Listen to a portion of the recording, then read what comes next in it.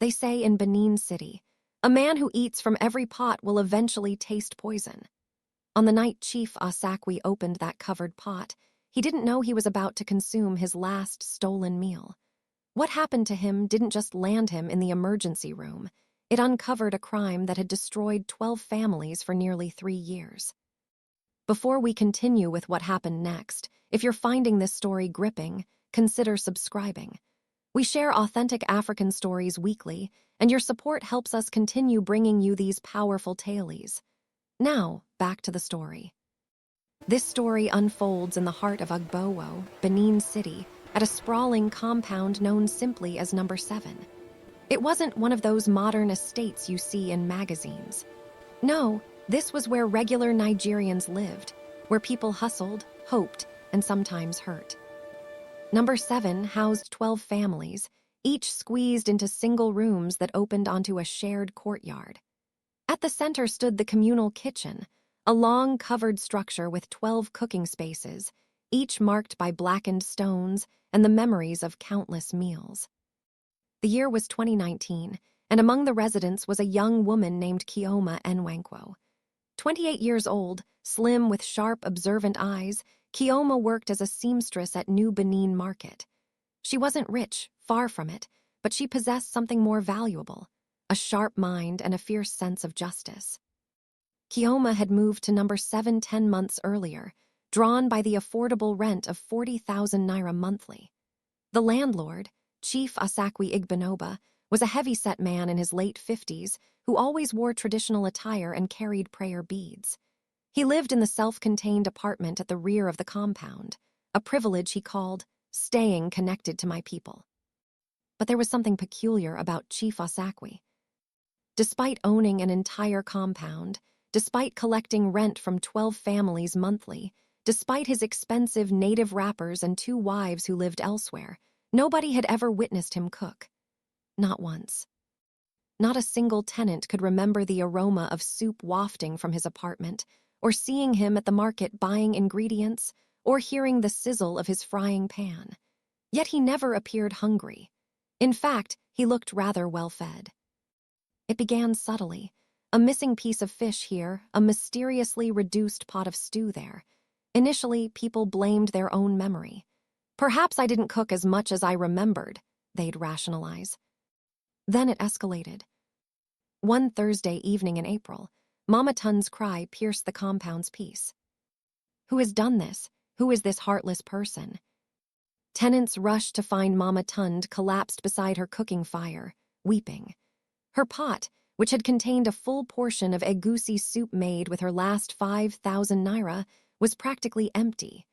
Only a thin film of oil coated the bottom. I only went inside to answer my phone. 5 minutes, just 5 minutes.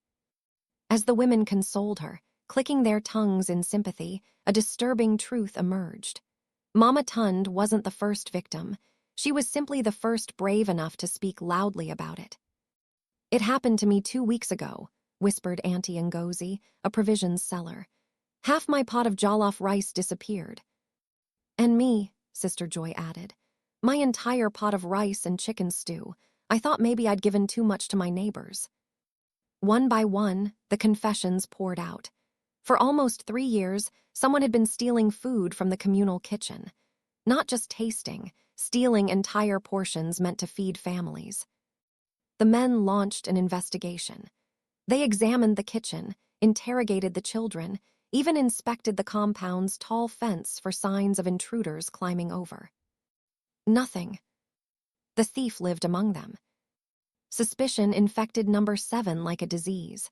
Neighbors who once borrowed salt from each other now triple-locked their doors.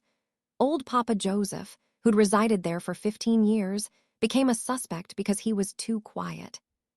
The security guard, Musa, faced accusations because he wandered around too much.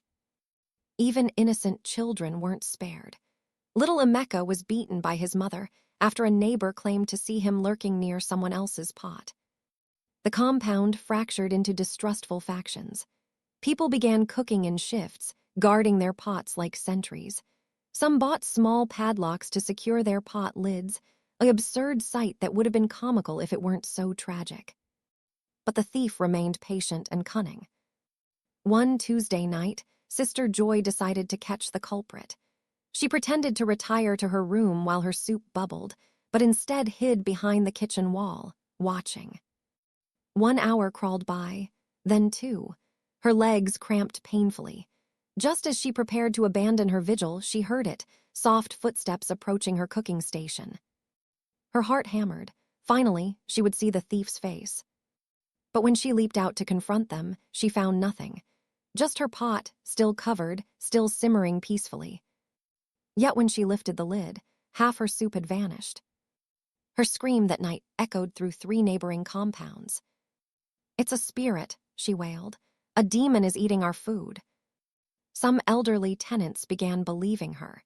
They whispered about Jazz, witches who could become invisible and steal people's blessings through their meals.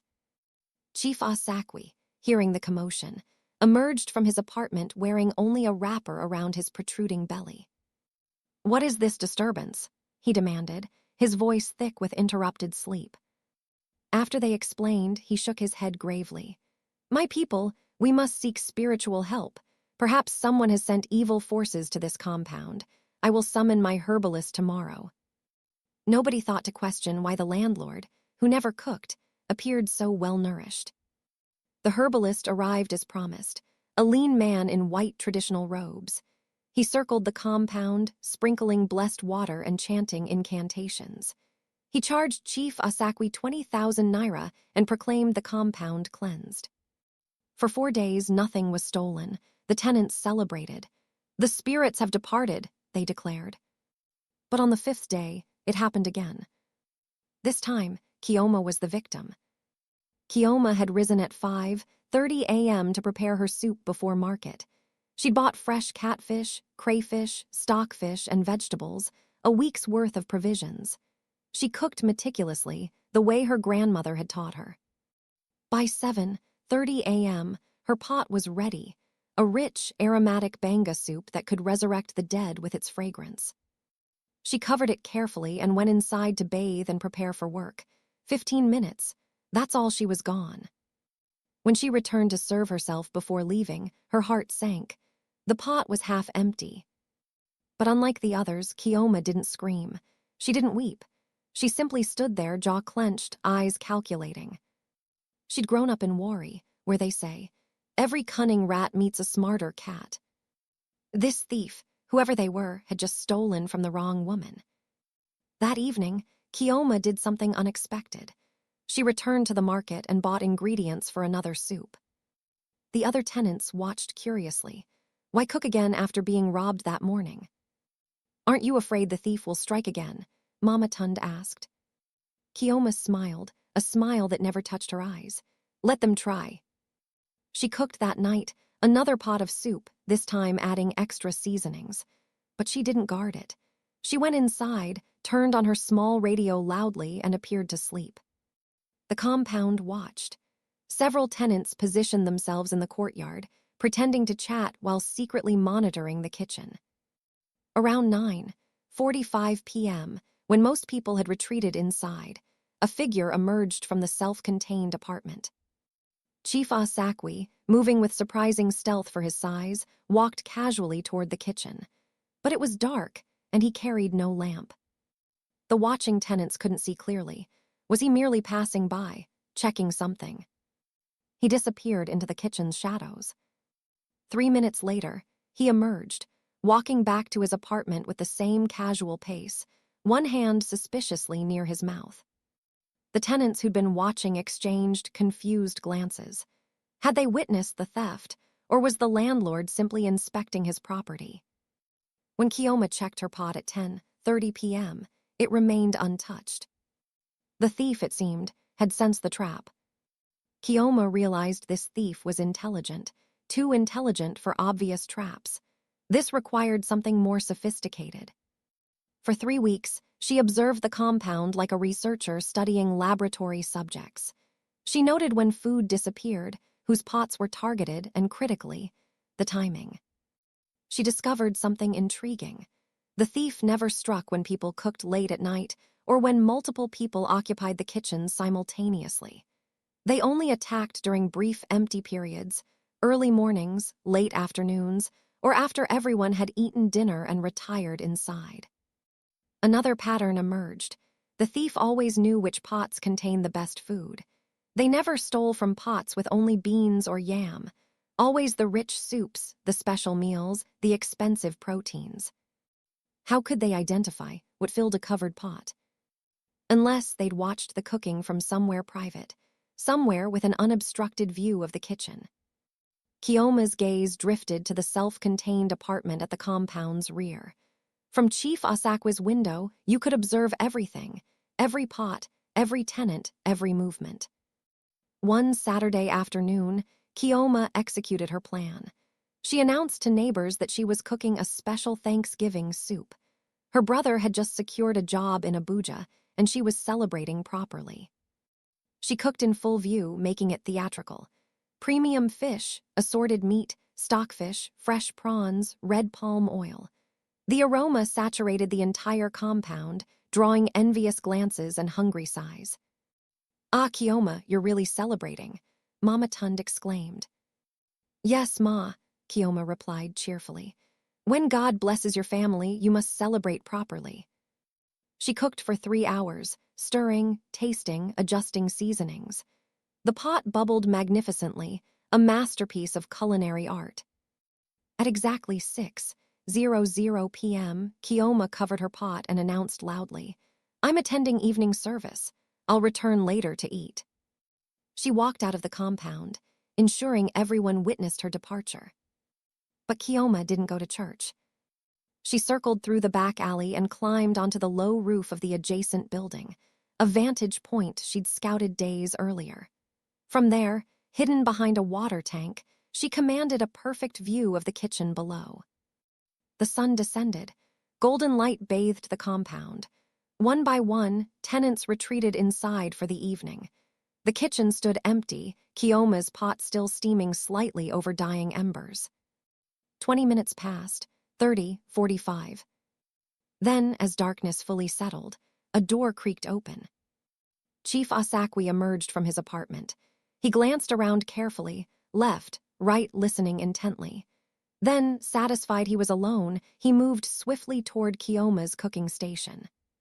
From her hiding place, Kioma's hands trembled with fury and vindication. The landlord, the man who collected their rent, who led prayers, who called them my people, he was the thief. Chief Osakwe lifted the pot lid. Even from the roof, Kioma could see his face transform with greedy pleasure. He extracted a piece of meat with his bare fingers and stuffed it in his mouth. Then another. Then he began scooping soup directly into his mouth, slurping and swallowing like a starving animal. Kioma watched, her jaw clenched so tightly it ached. Not yet, not yet. After consuming enough soup to feed 4 people, Chief Osakwe carefully replaced the lid, licked his fingers clean, and shuffled back to his apartment, satisfied. Kioma climbed down from the roof, her mind racing. She had her evidence, but who would believe her? The landlord could deny everything. It would be her word against his. She needed more than proof. She needed a confession. And for that, she needed a different kind of trap. The following day, Kioma visited a pharmacy in Uzulu, far from her neighborhood. The pharmacist, a middle-aged Yoruba man with spectacles, listened to her request. "I need something that will make someone extremely sick to their stomach," she said, "but not fatal, just enough to make them regret what they ate." The pharmacist frowned. "Madam, I cannot sell you poison." "It's not poison," Kioma explained. She recounted the entire story, the suffering families, the suspicions, the paranoia, and finally, the landlord's betrayal. The chemist removed his glasses and cleaned them thoughtfully. Finally, he spoke. "There's something called syrup of ipecac, combined with concentrated castor oil. Both will cause severe purging and vomiting. Mix them with bitter aloes and senna leaf extract, and whoever consumes it will spend 3 days visiting the toilet. But madam," he looked at her seriously, "you must be extremely careful. Too much can cause serious harm." "I don't want to harm him," Kioma assured him. "I just want him to confess." The chemist sold her measured quantities, providing strict instructions.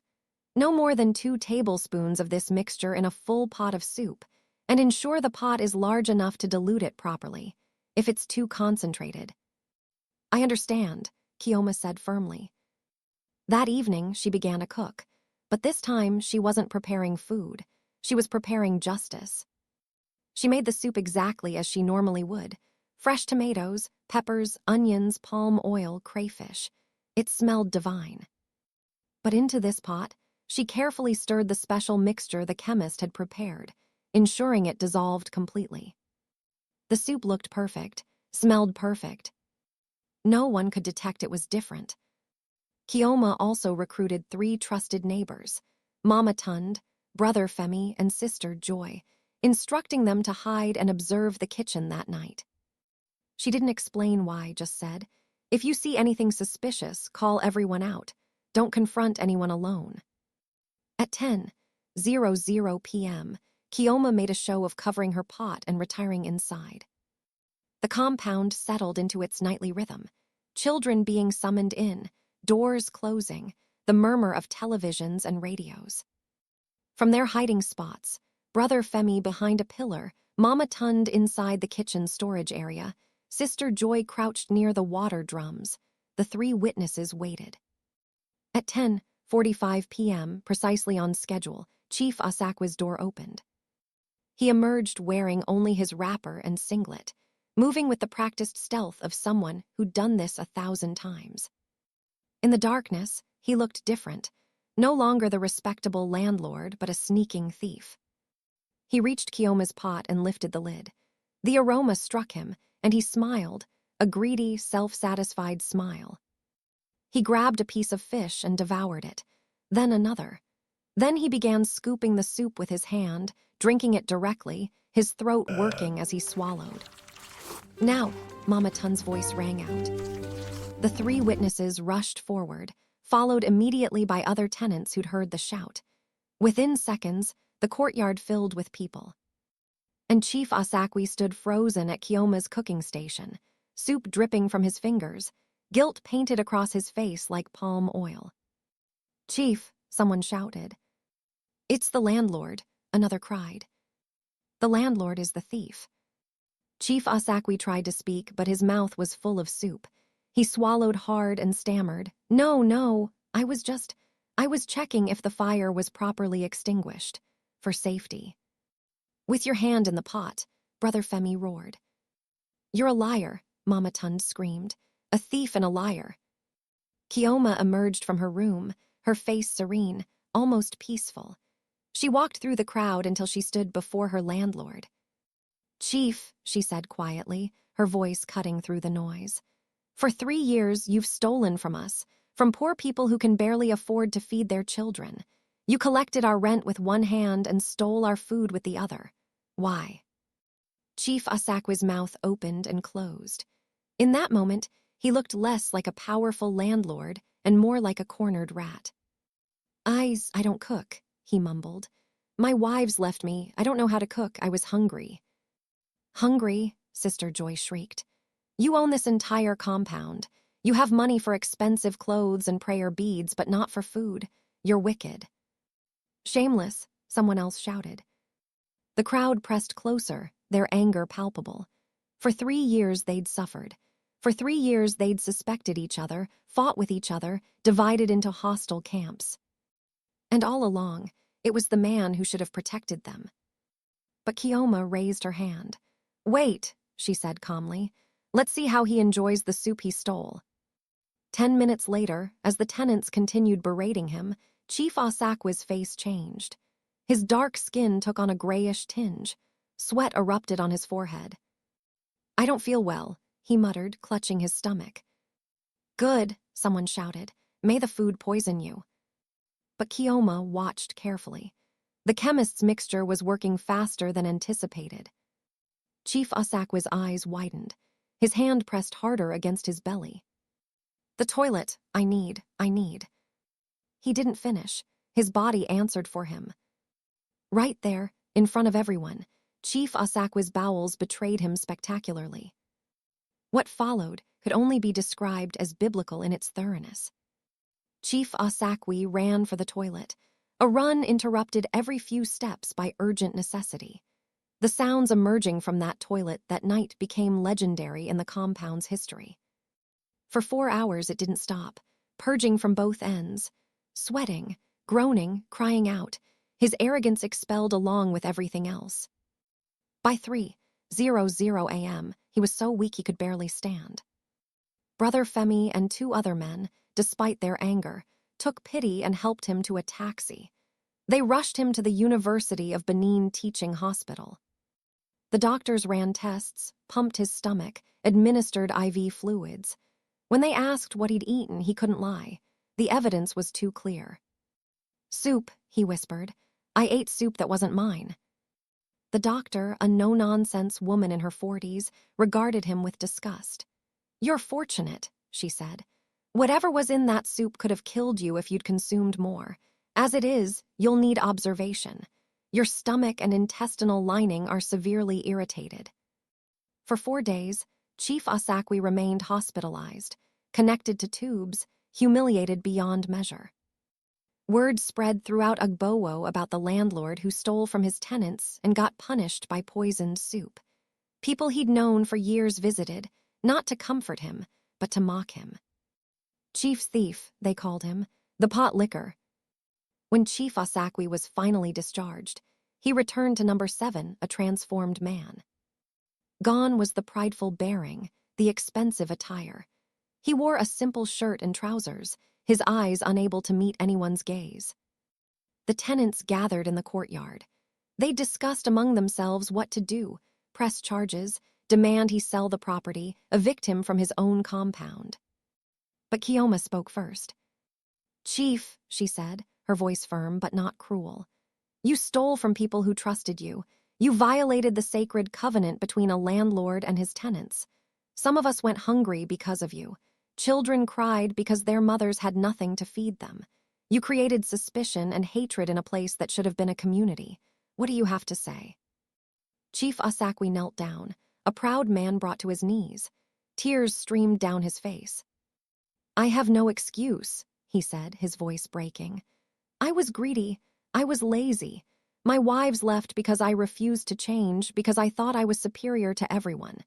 Instead of asking for help, instead of learning to cook or hearing someone, I chose to steal. I chose the path of shame." He looked up at them, eyes red.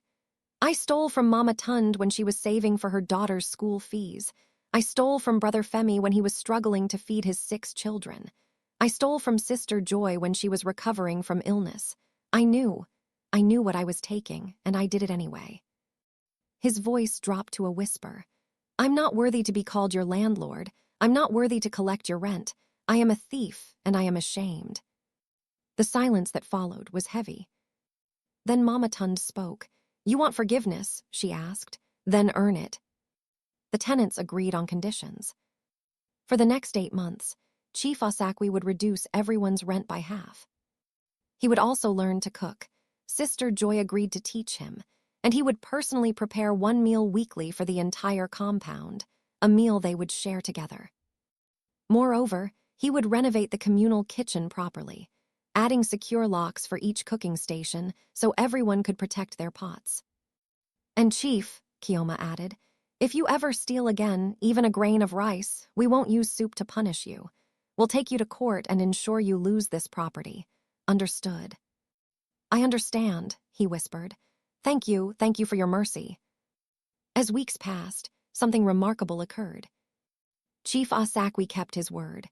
He learned to cook, clumsily at first, burning rice and oversalting soup, much to the compound's amusement, but he persisted. His first communal meal was a disaster, half-cooked beans and burnt plantain. But people ate it anyway, some laughing, some gently teasing him. By the 4th month, he could make decent jollof rice. By the 8th month, his egusi soup was actually delicious. More importantly, the compound changed. Where there had been suspicion, unity emerged. Where there had been division, community flourished. The weekly communal meals became a tradition that continued long after the 8 months ended. Chief Osakwi never stole again. In fact, he became known as a generous landlord, often reducing rent for tenants facing hardship, never evicting anyone without first trying to help. And Kioma, she became a legend. They called her the woman who trapped a landlord. Mothers told their daughters, "Be like Kioma, clever, brave, and merciful." One evening, months later, as the compound gathered for their weekly meal, Chief Asakwi raised his glass of malt drink and said, "There's a Bini proverb that my tenant Kioma taught me. The hand that steals will eventually be caught. I knew I was stealing. I knew it was wrong, but greed blinded my conscience." He looked around at all of them. "Today, I want to say thank you. My shame has been defeated, not by anger or violence, but by wisdom and mercy. Thank you, all of you, for teaching this old fool how to be human again." As they ate together that night, sharing food freely, no one stealing, no one suspecting, the lesson was clear. Greed reduces even landlords to thieves, but mercy can transform thieves into human beings. This story reminds us that sometimes the worst poverty isn't in our pockets, but in our character. A man who has everything but still steals is poorer than a beggar who has nothing but shares what little he possesses. And remember, when you must teach someone a lesson, let it be one that corrects, not one that destroys. Kioma could have poisoned Chief Asakwi fatally. She could have had him arrested and shamed permanently. Instead, she chose a path that brought both justice and redemption. If you enjoyed this story of wisdom, justice, and second chances from the heart of Benin City, subscribe to our channel for more authentic African folktales. Share this with someone who needs to hear that no matter how far we fall, there's always a chance to rise again if we're willing to humble ourselves and change. Drop a comment and tell us, where are you watching from, and have you ever dealt with a thief in your community? How did you handle it? Until next time, remember, the pot that catches a thief can also cook forgiveness.